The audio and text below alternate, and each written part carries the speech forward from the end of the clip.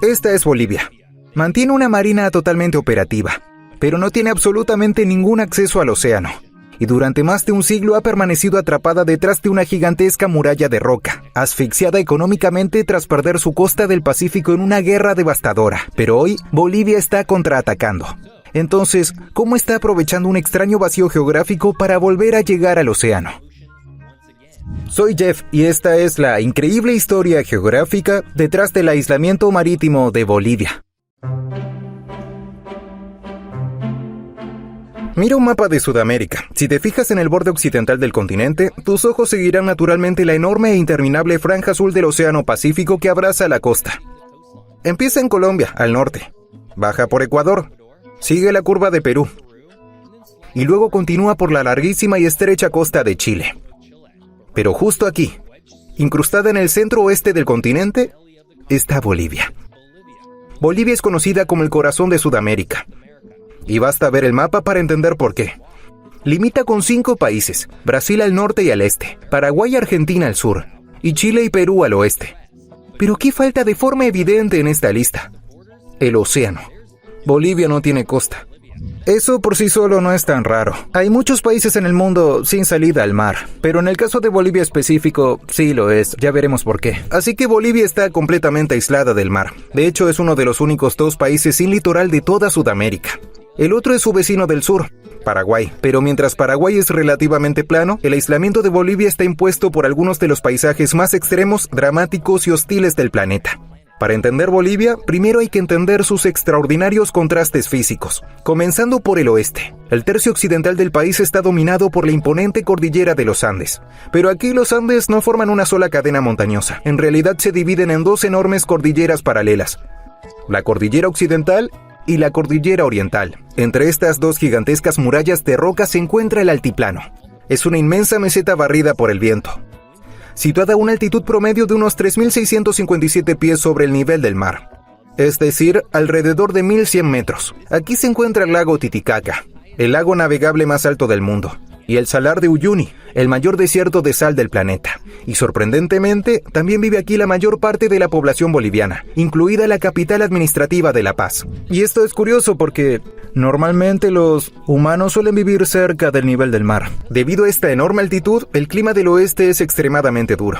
Es un ambiente frío y semiárido, donde el aire es muy delgado. El sol golpea con una intensa radiación ultravioleta durante el día, y las temperaturas caen por debajo del punto de congelación apenas el sol desaparece tras las montañas. Pero esto es lo increíble. Este encierro no lo creó la naturaleza, sino las personas. Y en un momento descubriremos cómo Bolivia quedó atrapada detrás de esta muralla. Pero antes, viajemos hacia el este, donde el país cambia por completo.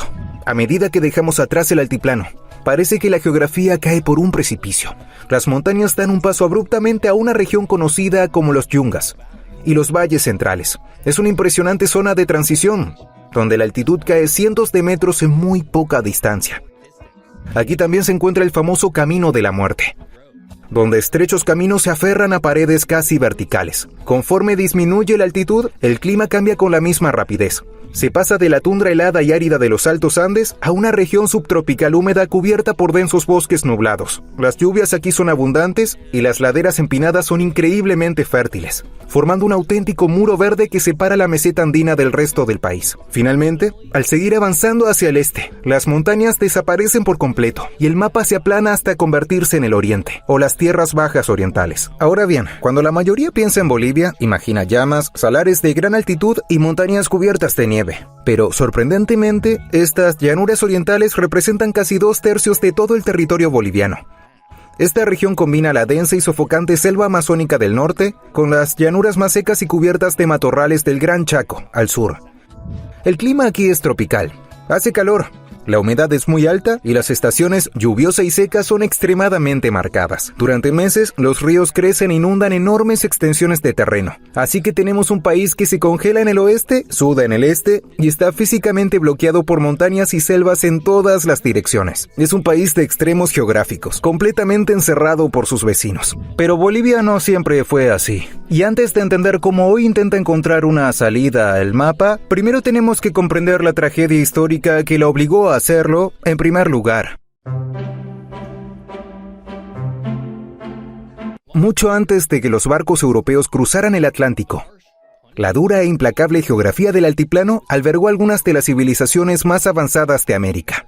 El imperio de Tiwanaku prosperó durante siglos cerca del lago Titicaca, desarrollando complejos sistemas de terrazas agrícolas capaces de desafiar las heladas alturas. A finales del siglo XV, el poderoso imperio inca incorporó la región a su inmenso dominio. Para los incas, este territorio era conocido como Collasuyo, la provincia sureste de su imperio. Era una región remota, extremadamente escarpada, pero inmensamente rica en minerales. Y esa riqueza mineral estaba a punto de atraer la atención de un imperio al otro lado del océano. En la década de 1530, los conquistadores españoles llegaron, destruyeron el imperio inca y se apropiaron de este vasto territorio, al que llamaron Alto Perú. Durante un breve tiempo, el Alto Perú no fue más que un remoto puesto colonial, pero en 1545 los españoles encontraron el premio mayor, descubrieron el Cerro Rico, una enorme montaña en el sur del altiplano literalmente repleta de plata. Al pie de esa montaña surgió de la nada la ciudad minera de Potosí. Muy pronto se convirtió en una de las ciudades más grandes y ricas del mundo, rivalizando en tamaño y población con Londres y París. Durante más de 2 siglos, la plata extraída del suelo boliviano financió buena parte del poder del imperio español en todo el mundo. Pero aquí está la clave geográfica de aquella época. El Alto Perú sí tenía salida al mar. Para sacar toda esa plata de las montañas y enviarla a Europa, los españoles dependían de un valioso tramo de costa sobre el Océano Pacífico. Esa conexión histórica con el mar es precisamente lo que hace tan dolorosa la situación actual de Bolivia, porque durante mucho tiempo el mapa era muy diferente. Avancemos hasta comienzos del siglo XIX. El imperio español se estaba desmoronando y una enorme ola de movimientos independentistas recorría Sudamérica, encabezada por el legendario general Simón Bolívar. En 1825, tras 16 años de una guerra brutal, el Alto Perú declaró finalmente su independencia. Y en honor a su libertador, el nuevo país recibió el nombre de Bolivia. Cuando nació Bolivia, sus fronteras eran muy distintas de las que vemos hoy. Era un país enorme y, lo más importante, tenía unos 400 kilómetros de costa sobre el Océano Pacífico. Esa provincia costera era conocida como el Departamento del Litoral y se extendía a lo largo del árido desierto de Atacama. Pero en aquel entonces a casi nadie le importaba el desierto de Atacama. Es uno de los lugares más secos del planeta. Hay zonas donde nunca ha llovido desde que existen registros. Pero el recién creado gobierno boliviano, instalado en la altiplánica ciudad de La Paz, aquella costa desértica parecía increíblemente lejana. Era un territorio árido y desolado, separado del núcleo del país por la gigantesca muralla de los Andes.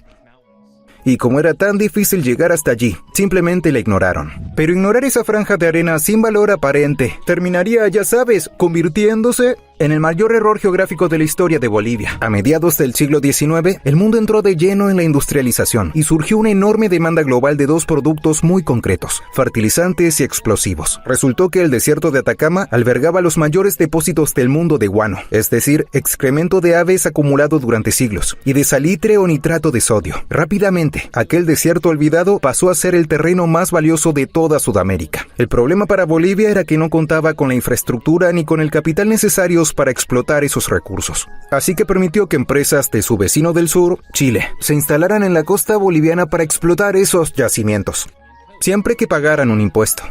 Durante un tiempo, ese acuerdo funcionó, hasta que dejó de hacerlo. En 1878, una devastadora sequía golpeó a Bolivia. Necesitado de ingresos, el gobierno boliviano decidió aumentar el impuesto a las compañías mineras chilenas. Chile reaccionó con indignación. Afirmó que ese aumento violaba tratados anteriores y se negó a pagarlo. Cuando Bolivia amenazó con confiscar el equipo de las empresas chilenas, Chile no respondió con una protesta diplomática. Respondió enviando al ejército. En 1879, tropas chilenas ocuparon el puerto boliviano de Antofagasta, dando inicio a lo que hoy conocemos como la Guerra del Pacífico. Bolivia, completamente tomada por sorpresa, pidió ayuda a su aliado Perú, y ambos países entraron en guerra contra Chile. Pero la geografía no estaba del lado boliviano. Para llegar al frente, sus soldados debían marchar durante semanas a pie por los helados y peligrosos pasos de los Andes, solo para llegar agotados al abrasador desierto. Chile, en cambio, contaba con una marina moderna y bien equipada.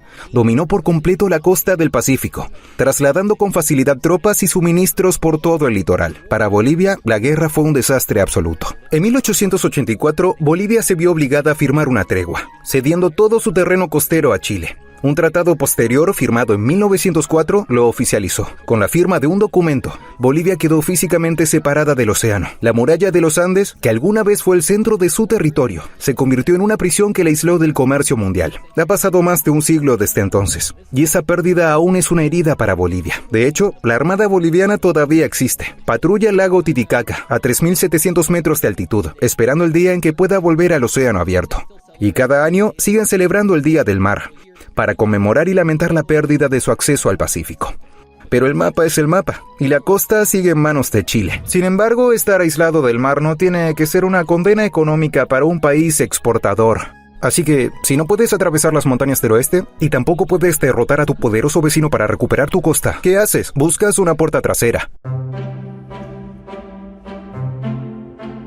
Hoy, la mayor parte de la población y de la actividad económica de Bolivia se concentra en el altiplano occidental, atrapada detrás de las escarpadas y heladas cumbres de los Andes. Como perdió su litoral durante la Guerra del Pacífico, cualquier mercancía boliviana destinada al mercado mundial debe cargarse en camiones, cruzar peligrosos pasos de montaña y salir finalmente a través de puertos chilenos. Es un proceso lento, costoso y que deja a toda la economía boliviana completamente a merced de un gobierno extranjero con el que, históricamente, no se lleva bien. Bolivia está atrapada tanto geográfica como económicamente. Durante décadas, los políticos bolivianos se obsesionaron con recuperar una salida al Océano Pacífico. Y en 1992 parecía que, por fin, habían encontrado una solución. Pero no fue gracias a Chile. Fue su otro vecino, Perú, quien dio un gran paso. El gobierno peruano concedió a Bolivia un arrendamiento de 99 años sobre una franja de costa de 3 kilómetros, cerca de la ciudad peruana de Hilo, a la que nombraron Bolivia Mar.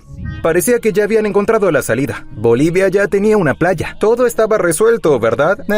Pues no del todo. Verás, había un enorme problema. Si hoy visitas Bolivia Mar, que todavía existe, no encontrarás un puerto activo, enormes buques de cargas ni gigantescas grúas. Solo verás una playa desierta, azotada por el viento y un monumento oxidado y abandonado. El proyecto fue un fracaso monumental. ¿La razón? La geografía entre los principales centros económicos de Bolivia y esa playa peruana es extremadamente difícil de atravesar, y ninguno de los dos países construyó las carreteras ni los ferrocarriles necesarios para conectarlos. Además, Bolivia Mar fue concedida únicamente con fines turísticos y como zona franca. Bolivia nunca obtuvo autorización para construir un puerto de aguas profundas. En su lugar, debía utilizar las instalaciones portuarias de la ciudad peruana de Hilo.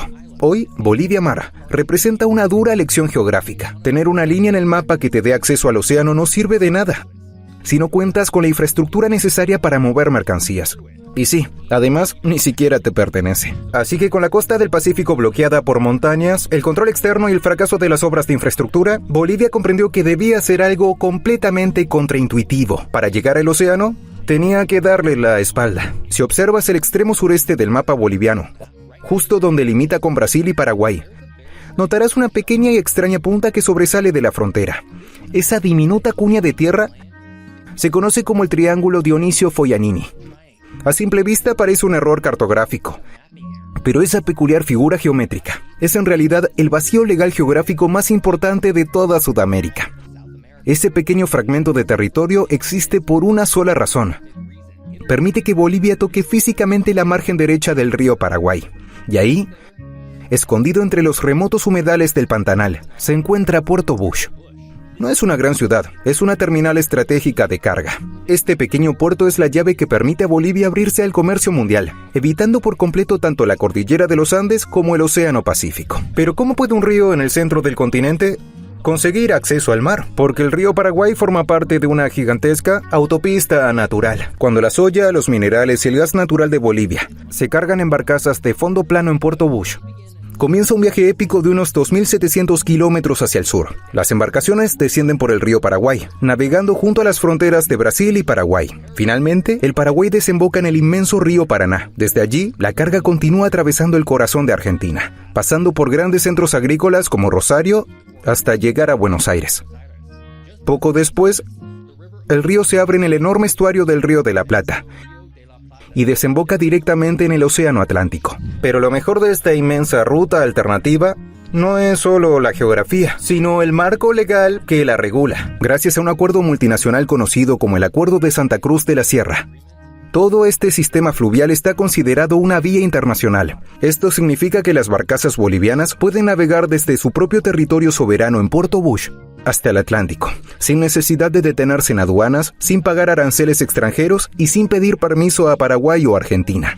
Es una auténtica puerta trasera de 2.700 kilómetros hacia el mercado mundial.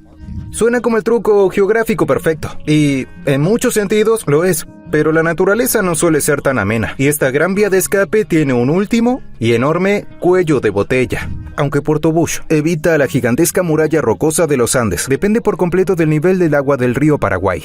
Este río atraviesa el Pantanal, el humedal tropical más grande del mundo. Es un río famoso por ser poco profundo, con un cauce inestable y con enormes cantidades de sedimentos. Para que estos barcos enormes puedan navegar, el canal necesita un dragado constante y muy costoso para retirar el lodo del fondo. Peor aún, recientemente, la región ha sufrido sequías que se han prolongado durante varios años. Cuando deja de llover en la Amazonía y en el Pantanal, el nivel del río Paraguay cae drásticamente. Flotas enteras de barcazas cargadas con millones de dólares en exportaciones bolivianas quedan varadas durante semanas o incluso meses, incapaces de atravesar las aguas poco profundas. Así que, después de luchar durante más de un siglo para escapar de su encierro geográfico, Bolivia finalmente encontró una salida. Logró burlar el mapa, evitar los Andes y hallar una vía fluvial de 2.700 kilómetros hasta el Atlántico. Pero, en una irónica jugada de la geografía, escapó de la roca infranqueable de las montañas solo para terminar atrapada en el barro.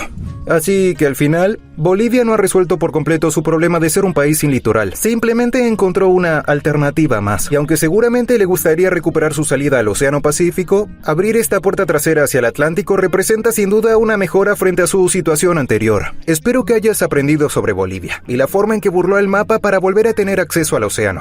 Si te gustó este video, mira este otro sobre la vía fluvial más poderosa y olvidada de Estados Unidos. Gracias por verme. Hasta la próxima.